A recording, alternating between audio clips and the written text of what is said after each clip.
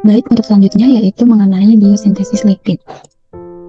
Jadi, tujuan dari sintesis lipid adalah untuk memperoleh berbagai lipid dalam tubuh dengan fungsi biologisnya masing-masing. Dan tubuh dapat mensintesis banyak jenis lipid kecuali asam lemak esensial. Jadi, hanya dua asam lemak yang diketahui penting bagi manusia, yaitu asam alfa-linolenat atau asam lemak omega 3 dan asam linoleat atau asam lemak omega 6.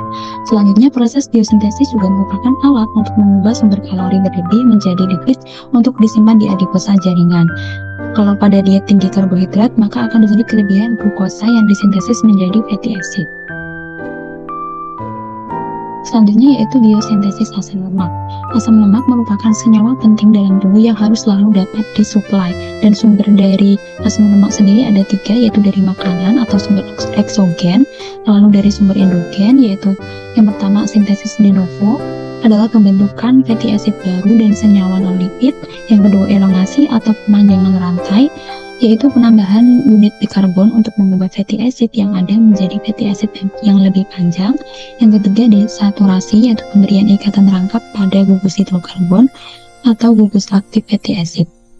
Selanjutnya sumber yang ketiga yaitu dari lipolisis trigliserida yang disimpan di jaringan adiposa. Asam lemak ini disintesis oleh sistem ekstrak mitokondria yang bertanggung jawab untuk sintesis lengkap pamitan dari asetil-CoA dalam sitosol. Selanjutnya, asam lemak sintesis ini dibagi menjadi 3 tahap, yaitu de novo sintesis asam lemak, pemanjangan rantai asam lemak, dan desaturasi asam lemak. Yang pertama yaitu sintesis de novo. Jadi sintesis asam lemak de novo ini melibatkan sekumpulan enzim yang dapat dikelompokkan menjadi 3 kelompok, yaitu asetil-CoA karboksilase, asam lemak sintase kompleks, dan enzim yang terlibat dalam siklus sitrat pirufat. Dan yang di bawah ini merupakan biosintesis malonyl-CoA oleh asetil karboksilase. Jadi asetil karboksilase ini adalah kompleks multi enzim yang mengandung 2 enzim, yaitu biotin karboksilase pada E1 dan karboksil transferase E2 dan protein pembawa biotin atau BCP. Biotin ini terikat secara kovalen dengan BCP dan reaksinya berlangsung dalam 2 langkah. Langkah pertama ini dikatalisis oleh F1, jadi biotin dikarboksilasi karena menerima gugus COO- dari HCO3- dan ATP-nya ini digunakan. Lalu pada langkah kedua itu dikatalisis oleh E2, jadi COO- ini ditransfer ke asetil-CoA untuk membentuk malonyl-CoA.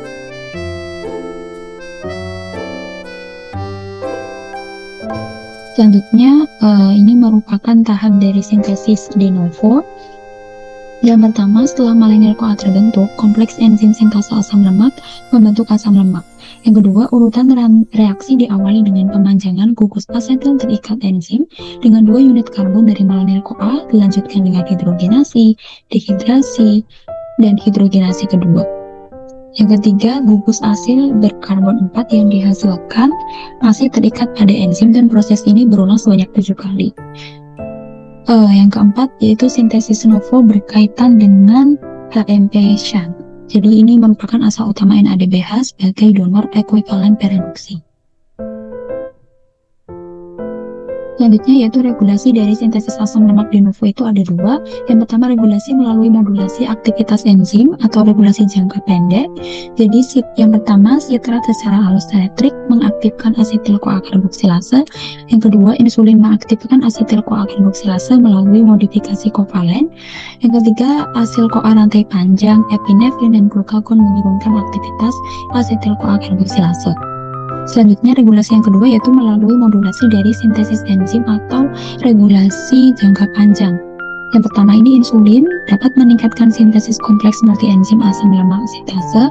Yang kedua, diet tinggi lemak ini dapat menurunkan sintesis kompleks multi enzim asam lemak sintase. Selanjutnya tahap kedua dari sintesis asam lemak yaitu elongasi rantai asam lemak yang terjadi di retikulum endoplasma. Ini gambar ini menunjukkan bahwa jalur ini, sistem mikrosomal ini memanjangkan hasil CoA lemak jenuh dan tak jenuh dari C10 ke atas dengan 2 karbon, menggunakan malonyl-CoA sebagai donor asetil dan NADPH sebagai reduktor, dan dikatalisis oleh enzim sistem mikrosomal elongase asam lemak.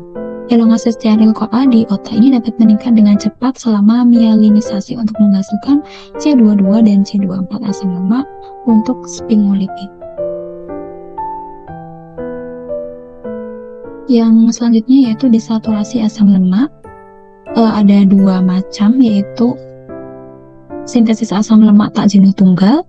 Ini terjadi di beberapa jaringan termasuk di hati, lalu menghasilkan asam lemak tak jenuh tunggal dari asam lemak jenuh.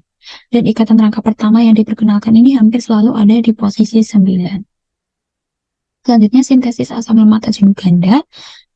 Ikatan rangkap tambahan yang dimasukkan ke dalam mufa yang ada selalu dipisahkan satu sama lain oleh gugus melibatkan sistem enzim desaturasi dan elongase. Sistem desaturasi dan elongasi sangat berkurang pada keadaan kelaparan sebagai respon terhadap glukagon epinefrin dan pada diabetes mellitus tipe 1. Yang selanjutnya yaitu biosintesis triasilgliserol. Jadi triasilgliserol ini disintesis oleh tubuh untuk disimpan terutama di jaringan adiposa dan sejumlah kecil trigliserida juga disimpan di otot. Triasilgliserol ini yang disimpan harus disintesis oleh jaringan itu sendiri karena triasilgliserol tidak dapat menembus membran sel. Selanjutnya triasilgliserol juga disintesis di hati, itu diangkut oleh lipoprotein ke jaringan tubuh, dan kelenjar susu juga mensintesis triasilgliserol yang akan diekspresikan bersama kelenjar susu untuk nutrisi bayi. Ini merupakan biosintesis dari triasilgliserol dan fosfolipid. Jadi di sini ada dua jalur, yaitu jalur monoasilgliserol dan jalur gliserol fosfat.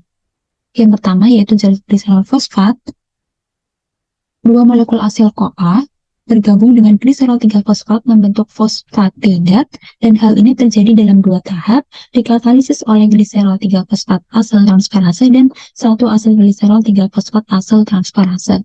Yang kedua, fosfatidat ini diubah oleh fosfatidat fosfohidrolase dan di asil gliserol asil transferase menjadi 1,2 di asil gliserol dan kemudian triasil gliserol.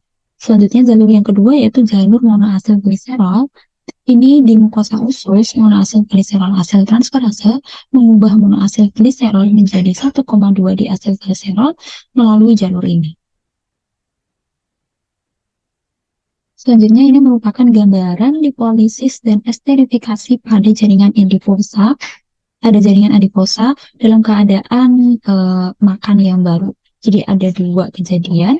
Yang pertama, kalau kadar glukosa darahnya tinggi, itu kan insulinnya tinggi sehingga kadar glukosa tinggi dalam jaringan adiposa menyebabkan kadar gliserol 3-fosfat meningkat dan menyebabkan AMP turun dan hormon sensitif lipase tidak aktif sehingga esterifikasinya ini berlangsung dengan cepat. Lalu kepada kondisi yang kedua, kondisi puasa atau kelaparan, ini kan kadar glukosa darahnya menurun, sehingga sekresi insulin menurun, sekresi glukagon meningkat, dan glukosa yang masuk ke adiposit ini menurun. Selanjutnya, ini menyebabkan esterifikasi menurun dan lipolisis meningkat, sehingga mobilisasi ke sirkulasi darahnya ini meningkat juga.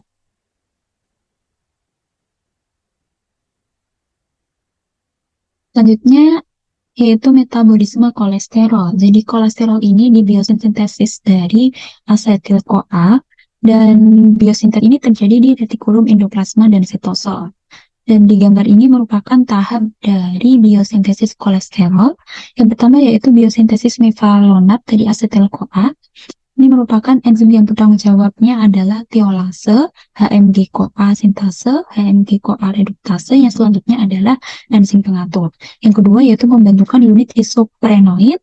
Yang ketiga, 6 unit isoprenoid ini akan membentuk squalene oleh squalene sintetase dan kebutuhan NADPH. Yang keempat, pembentukan lanosterol, dan yang terakhir yaitu pembentukan kolesterol yang berlangsung di membran retikulum endoplasma. Ini merupakan regulasi biosintesis kolesterol. Jadi pasokan kolesterol seluler itu dipertahankan pada tingkat yang stabil dengan Yang pertama, dengan pengaturan aktivitas HMGR. Ini merupakan penghambatan umpan balik, kontrol ekspresi gen, laju degradasi enzim, dan fosforilasi defosforilasi.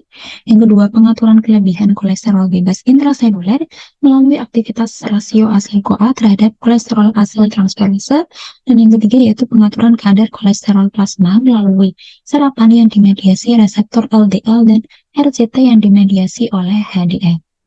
Dan gambar di bawah ini merupakan regulasi dari HMG-CoA reduktase.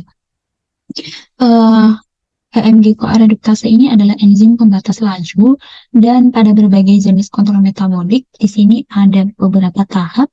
Yang pertama, regulasi ekspresi gen yang bergantung pada sterol. Yang kedua, degradasi enzim yang dipercepat oleh sterol. Yang ketiga, fosforilasi atau defosforilasi independen sterol. Dan yang keempat adalah regulasi hormonal, di mana glukagon dan glukokortikoid ini mempunyai efek sebaliknya. Selanjutnya, merupakan konversi kolesterol menjadi asam empedu.